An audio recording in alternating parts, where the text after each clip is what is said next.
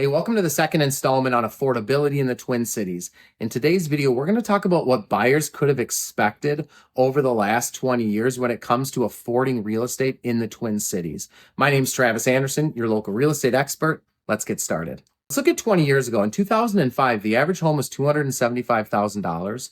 It was a 3-bedroom, 2-bathroom home with about 1,850 square feet, built in 1980. Now, at the time, there was 60,000 home sales in the Twin Cities. Now, fast forward 10 years to 2015. The average home price was actually less. It was $263,000. Now, the average size was quite a bit bigger at 2,050 square feet. Also a 3-bedroom, 2-bathroom home built in 1982. And there was about 58,000 home sales that year in 2015. So a buyer could have expected in 2005, and in that time frame to 2015, of course, that was the Great Recession took place between 2008 and 2012. We saw a recovery up to 2015. But in that 10-year period, people were buying and selling real estate for less and less, and they were getting more and more. And there was a pretty similar demand in that 10-year period.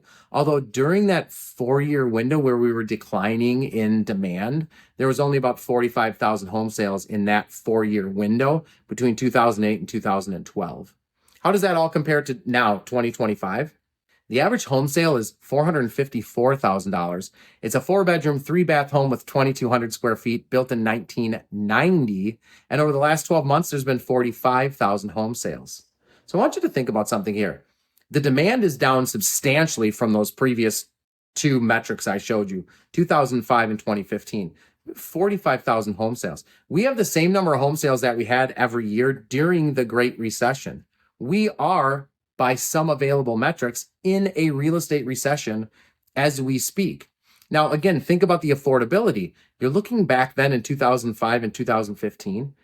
A buyer is buying a $275,000 home, but they could qualify easily, at least the median family could qualify easily for about $400,000, if not $500,000, and then they're buying a $275,000 home. They're living very comfortably. They're getting a 3-bed, 2-bath home with about 2,000 square feet, and they're feeling pretty good about themselves. Now, fast forward to today, where the median income family has a much harder time qualifying. If they're qualifying to 454, it's because they can only spend 454. So now what I'm seeing and what we're feeling in today's market is buyers have to maximize their qualification to get the average house.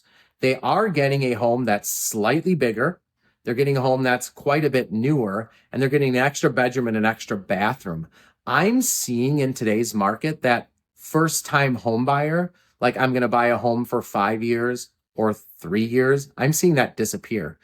I'm seeing buyers are looking to buy a home for 10 years or 20 years because they have to qualify for so much more, because it just isn't as affordable to buy that home. And as a result, people who are in their homes aren't willing to sell because they'd have to have that same problem because they're qualifying with that same interest rate.